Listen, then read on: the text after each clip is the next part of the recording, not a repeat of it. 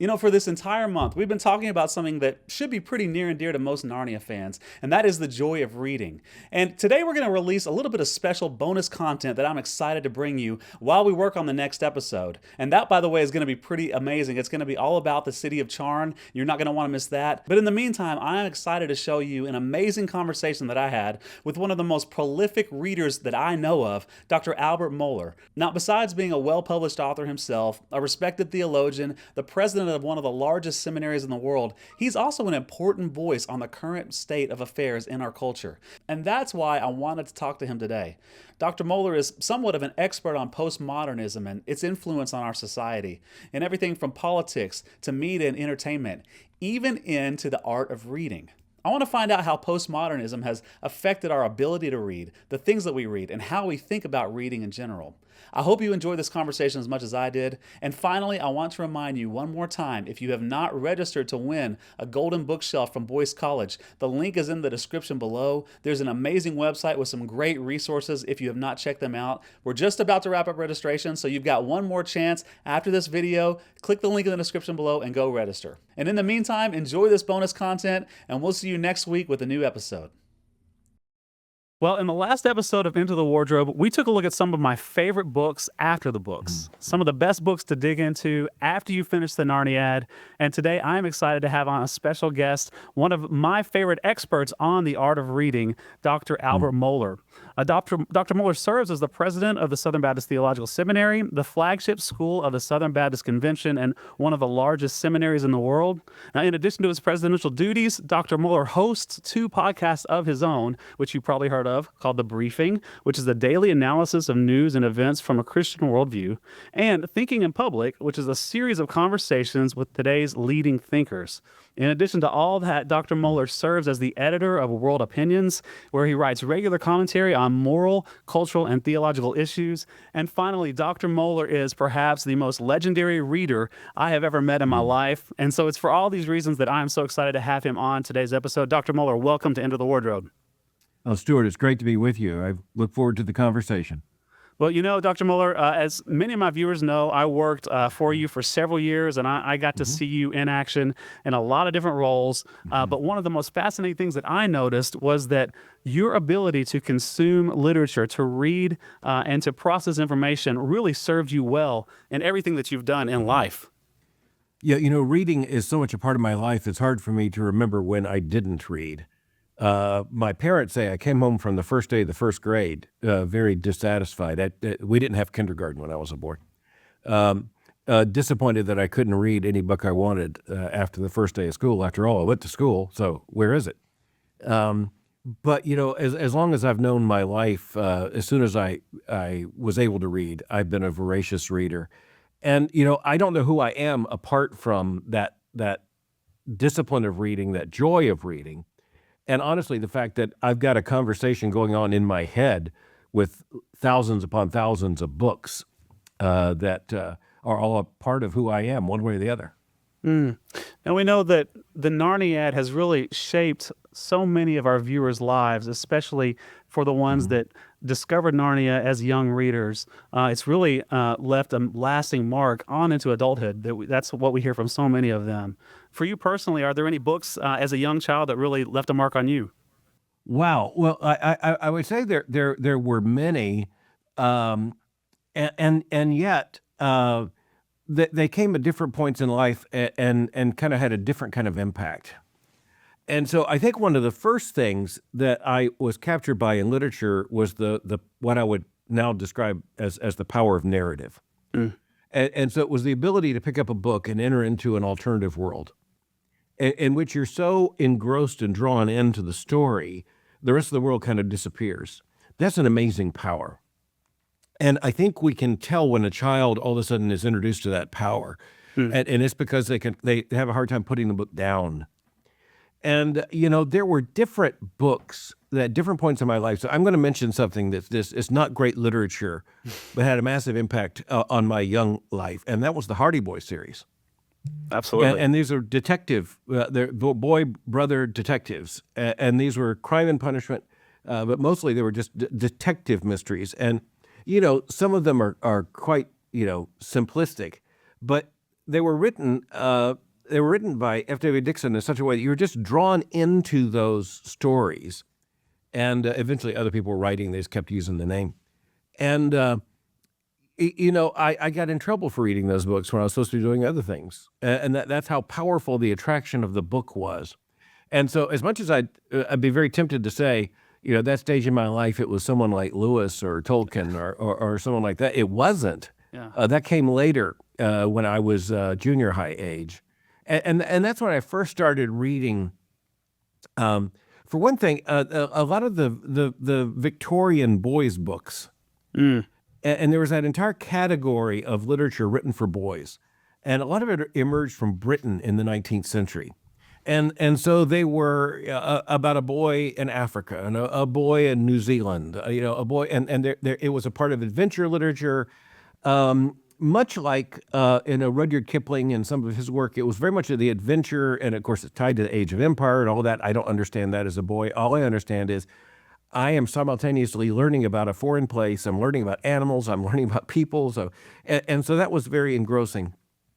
When in later life, I really get into deeper narratives, I was able to understand there's more going on here, such as in the Chronicles of Narnia or in certainly the Tolkien works, the Lord of the Rings, where all of a sudden you realize there are multiple dimensions here. Yes. There's a surface level story, but it's really a story about a story about a story, and you're drawn in. And so that can, I would say, they're in early adolescence. That can be a great discovery. It can also be quite profoundly unsettling. But because, have I been missing all of this? In other words, where's all this?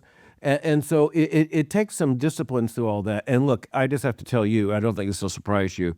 I started reading history. So it's not just literature. I really started reading history, trying to understand the world. And if there's any one form of literature that I'm most likely to be found with, it's more likely to be history, as well as literature than anything else.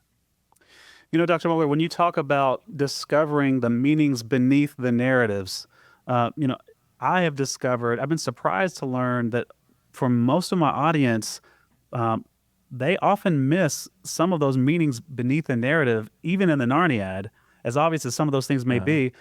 And I think that it's simply because they're not often trained to look for these things these days. Why do you think that is? And do you think that the modern worldview has anything to do with that? I think the modern worldview has a lot to do with it. In for one thing, just the brute fact of secularization and the fact that the modern reader, even the modern reader who may be a church attender, has a worldview that's more secularized than he or she probably knows. And so it takes actually some Christian knowledge to recognize, for instance, the gospel parallels, the basic, what Lewis would call the mythopoetic structure, of the gospels coming through in terms of storylines. And by the way, this is true in British literature, English, I should say, literature, and something like Pilgrim's Progress, where everyone got both levels of the story because everyone was so deeply saturated in the Christian world that just to say the word pilgrim and to talk about Pilgrim's Progress and to look at the names that Bunyan invented and the circumstances, the Slough of Despond, for example, everyone knows exactly what we're talking about there. But anyway, I think it is a secularized culture. I think also modern people read, and by modern I mean today, 21st century people read, kind of to get a surface level understanding, and then they felt like they've read the book. I think one of the most important things we realize is there's some books we have to read over and over and over again. Amen. There's some books I read, say, once a decade, because I'm a different person in one sense, I'm the same person in another sense. But I could go back and then recognize this paragraph means something to me that is very different than when I read it at 30. It's funny. Which is very Lewis different talks than when I about the read same. it at 13. And Lewis talks about the same thing when he talks about reading the classics and rereading them. There are some books that you read your whole life. How do you think? And Dr. Mohler, I remember when I first encountered any of your teaching. It was in college. and you introduced a word to me that I had never heard before, postmodernism. And Yeah. I was surprised to learn that I think I might be postmodern, ashamedly at the Yeah. time. And it just defining that word for me helped me understand how much of my worldview and my thinking was defined by postmodernism. Now, I'll get to this in a minute to the reason I asked, but would you just take a second and kind of help our audience understand the concept of postmodernism? Yeah, it kind of divides, let's just say, the way people think into three ages: the pre-modern, the modern, and then the postmodern. And the claim is we're now in the postmodern. And there's a sense in which, of course, that's true. We kind of sense it one way or the other. There's an ancient world, and then all of a sudden there's a modern world. And it's the Enlightenment, it's Romanticism, it's representative democracy, it's all kinds of things. But the world's fundamentally different in the modern world: industrialization, capitalism, and all the rest. And so there's a clear break. It takes time to emerge, but there's a clear break. So much so that if you take a boy born in, say, 1510 and one born in 1910, they're in very different worlds in a very real sense. I mean, the boy born in 1910, at least in our world, the Western world, expects to vote. The boy born in 1510 would have had no idea what that meant. In Germany, the time of the Reformation, you had, the princes were sometimes known as electors because they got to elect the Holy Roman Emperor. Well, there were a handful of them. No one actually thought it just people voting. That modern age is also the age of modern science, where all of a sudden we can, look inside, the cell, things like that. It's just fundamentally different. It's an intellectual break. The argument about postmodernism is that modernity, that modern age, is over, and now we're in a stage after that. And one of the interesting claims, Stuart, is that people said, there was determinate meaning in that modern age. We now don't believe in determinate meaning. We believe that things mean what we now say they mean. And if there are three of us, things can mean three different things. And it's oppression to say that, for instance, a sentence means what it says. So just in line with much of your interest, one of the first mottos of postmodernism was the so-called death of the author. So, and by the way, that it just clearly falls flat on its face. I mean, you really can't talk about the Chronicles of Narnia without talking about Lewis. You can't talk about, the Lord of the Rings without talking about Tolkien. You can't talk about Romeo and Juliet without talking about Shakespeare. In other words, you can't talk about, the Declaration of Independence without talking about those who framed it, with Thomas Jefferson at the forefront. Biography and authorship are very much a part of literary work. But the postmodernists wanted to destabilize interpretation.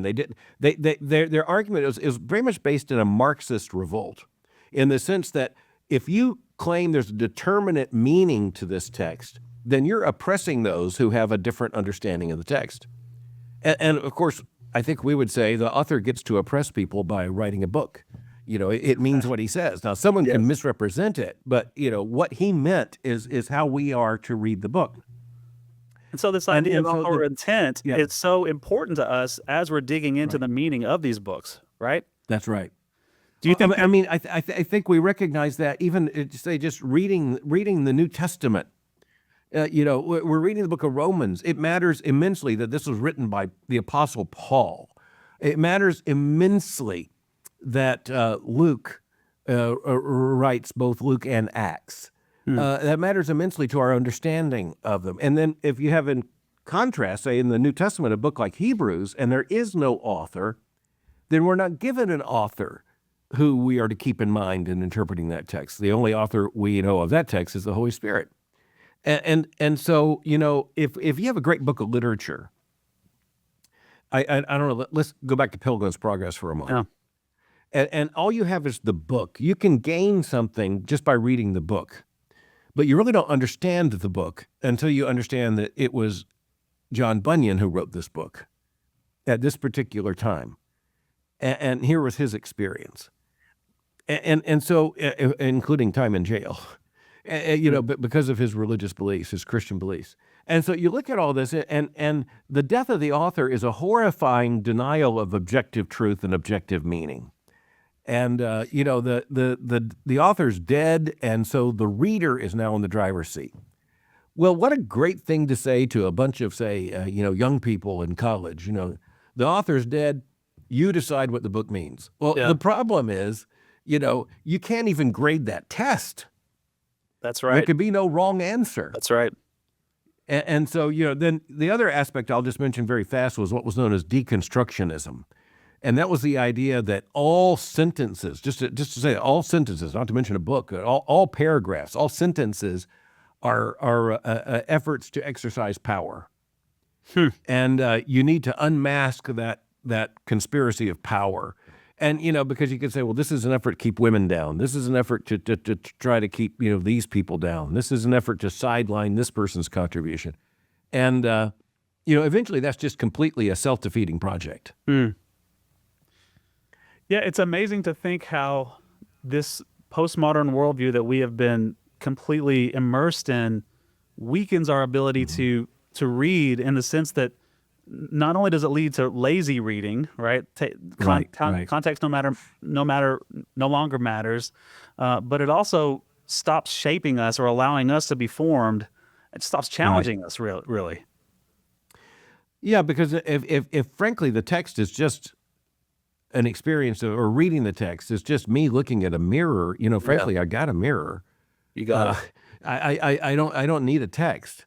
And, it leads to nihilism, to complete destruction of meaning. And, part of the reason why, for instance, we're having the conversation we're having is because of common interest, not only in a book, but in its author, not only in this series, but in its author. And this goes far beyond C.S. Lewis.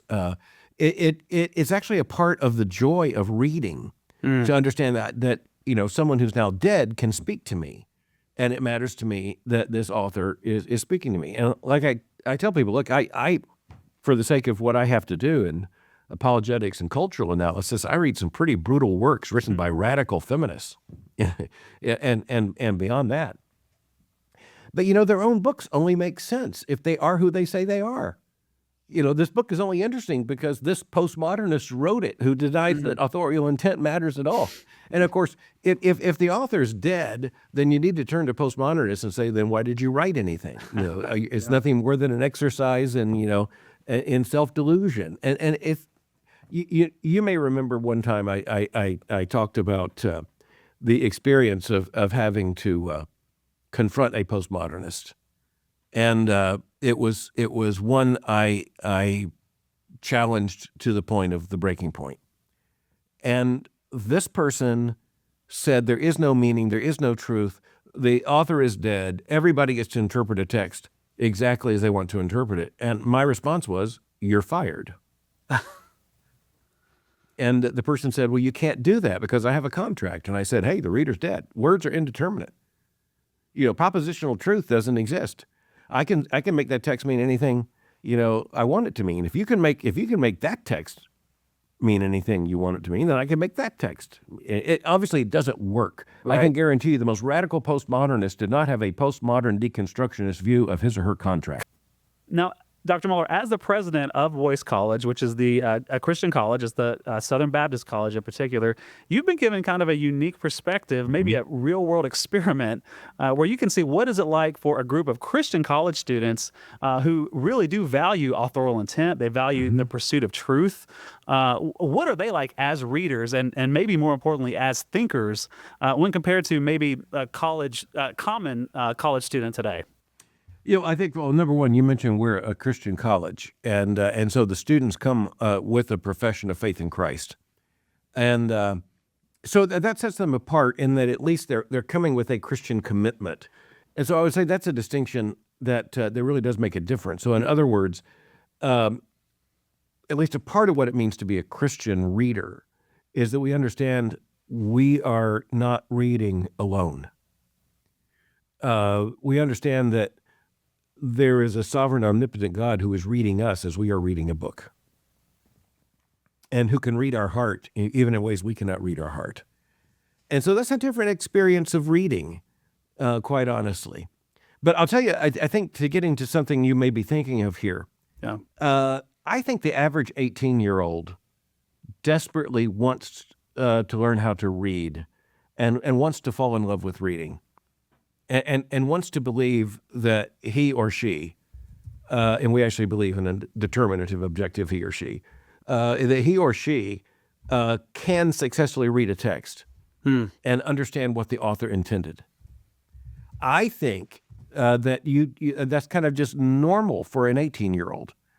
What you have in liberal institutions is they try to tell her that that's not normal. They try to tell her that that's not possible. They try to tell her that that's the wrong goal, and she's deluding herself. Here we want to say, no, we want to lead you into the romance, into the mystery, into the excitement, into the energy of learning how to read. And that means that we believe God's created an orderly universe. He has created human beings in his image. He has given us a linguistic ability. He has given, as a part of that linguistic ability, the ability to write. He has made us not only Homo sapiens, the being who thinks, but Homo narratus, the being who tells stories. And we can encode and include truth in those stories. And we can learn how to read such literature to great profit. And by the way, to great enjoyment. So I just want to say, I think the average 18-year-old longs for that. I think the liberal academic institution robs him or her of that, tells them that that's a false, hunger. We want to feed that hunger. Well, for a lot of the parents that are watching today, and we have a pretty large adult audience that enjoys reading Narnia to their children and sharing the stories with them, what would you say, what advice would you give to them to be able to foster this not only love of reading, but the skill of reading in their children? Yeah, for one thing, pass off the reading responsibility to children. And so as they're learning to read, help them to read out loud. If it's an older sister, teach her how to read to younger brother, or vice versa. And make it a participatory thing. And so I'll just guarantee you, I don't know of many children on planet Earth who, when they see an adult sit down with a book, doesn't want to come sit down and sit in a circle and hear this book and hear this story. Children long to be read to. And I think that's the first step, is to read to them and then to let them read to you and then to read with them. And also to allow them to read. And I often tell the story about my father. He was just a wonderful Christian dad. And I was say as a 9-year-old, I had a bedtime, lights out, that's it. I've always had a hard time sleeping. And actually I kind of learned that I could read myself to sleep, but I didn't always follow the clock of my bedtime. And I got in trouble a couple of times, and my dad did the good Christian dad thing and made very clear I have to obey. But my dad was also very sensitive to this, and he thought, I think there can be something here. And so he came to me one night, and he said, I'm going to let you read in bed quietly for another hour. And, it was pretty brilliant on his part because I never made it an hour. He would come in and the book would be on my chest and he would fold it and pull up the blanket in a very fatherly way. And there's just something very sweet about that. But I look back, I want to honor him. I say that was really smart on his part because it made me an even more avid reader. And I just learned the satisfaction sometimes of just reading myself to sleep. I want to read as long as I can. Sleep comes like a mugger, as the scripture says. And then, the next night you do it again. So one other word I just give as a word of advice to parents is that within acceptable bounds, and clearly we're talking here within acceptable bounds, let your children spend at least some time reading what they want to read, whatever interests them. Because it is the very love of reading that gets translated into other subjects later on. And so I can just say, as a boy, certainly from the time that I was a reader up until, frankly, I was, in my middle teens, I wanted to read everything I could about sharks, about snakes. I wanted to read everything I could about lions and tigers. I wanted to read everything I could about stuff that could kill me, animals and, so sharks and snakes and bears and things like that. And Florida boy in you, right? That is the Florida boy in me, absolutely, which is why there's an alligator in my study. But it is something that I think we're made for certain interests, and then we don't ever, by the way, outgrow those, as you know, in my case. Still as fascinated with alligators as ever was. But we add to them. And I think, a parent should find great joy in the fact that they have a son who wants to read this. And he wants every book. He wants to go to the library. He goes straight to this area, and he wants to read there. You've got good reason to make sure he reads other things, including what he's assigned. But let him read this just for the sheer joy of it. It'll get translated to other things. If he doesn't learn that joy, there's going to be nothing to transfer. Let him learn that joy. Let him learn the joy of finishing this book, reading the next book, reading the next book, and then you get to go back to the library, turn those in, and get 3 more. You want more than that, but you don't want less than that. And if you have a girl who has certain interests, and of course a lot of it just bleeds over, boys and girls together, especially with a lot of the most powerful narratives and stories, just let them lean into it. And if you could say, you really want to read an 8th book about rattlesnakes? Okay, the answer to that could well be yes. And that's still true when I'm 65. That's great. Well, Dr. Mohler, thank you so much for your time. Now, we like to end these episodes by asking the final question, which is, do you have a favorite Narnia book and why? I've never thought about that, Stuart. I don't think I have a favorite Narnia book. I don't think I have a favorite Tolkien book. I will tell you this, that what I find most valuable to me from Lewis is actually not the Chronicles of Narnia, but it is his other works, such as The Abolition of Man and many others, because I find myself in that same fight. And so as a boy, I was captivated by the narrative of Narnia. But as a man at this stage in life, I find C.S. Lewis's personal courage over against the intellectual currents of his day that were so destructive. I find that to be very encouraging, and frankly, it just as relevant as when he gave that address. I actually am privileged to own one of the first draft copies of that set of lectures, and it means a lot to me. So it goes back to the author and the importance of the author. And so I had no idea, and I guess I could just end on this. I had no idea when I was a boy that the C.S. Lewis who wrote these works was more than that. And that's one of the exciting things you find out later in life. Oh, he's that, but he's a lot more than that. And I'm working on a project right now on J.R.R. Tolkien. Very similarly, I think most people do not know the other Tolkien, very much engaged in the battle of ideas in the middle of the 20th century in ways I think a lot of the people who read The Lord of the Rings, they don't have a clue about how deep Tolkien's really thinking. Well, I'm so glad you mentioned The Abolition of Men. For our viewers out there, The Abolition of Man will be one of the books included in the Golden Library, the Golden Shelf, a giveaway that we're giving thanks to our generous sponsors, the Boyce College. You can find out more about that in the link below. In the meantime, we are going to sign off today. Thanks again to Dr. Mohler for joining us. We look forward to seeing you again next time as we take another journey into the wardrobe.